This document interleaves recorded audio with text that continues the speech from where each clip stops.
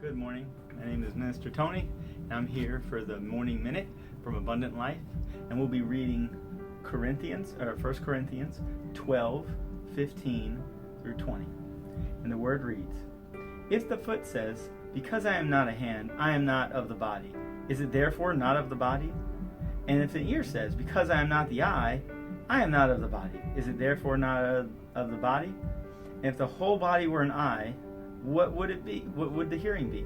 And if the whole body were hearing, what would the sense of smell be?" And it's something right there about how every part of the body is important to God. Every part of the body is important to God. So we need to start focusing in on what we need to do in that role of an eye or an ear or a foot or a hand. Whereas some people say, "Oh, look, they're doing something great over there. I'm not doing that. I must not be part of it." But that's not true. We have a purpose and a destiny for everything through Christ Jesus. Just because you're not an eye doesn't mean you can't do something. Just because you're not the speaker up there doesn't mean you can't do something. There's a part for all of us to play. You can still encourage, you can still lift up, you can still help people. You can do all of these things and be a believer, that you are all part of the body.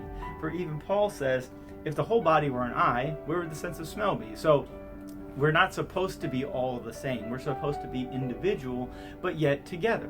Kind of like a choir, kind of like a chorus, where if everyone's saying the exact same note, the exact same pitch, the exact same key, it might sound okay.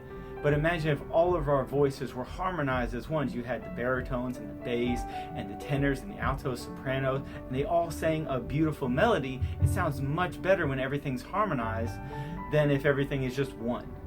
Like that. So let's use our unique features, let's use our unique abilities for the glory of God in everything that we do, including being in the body of Christ.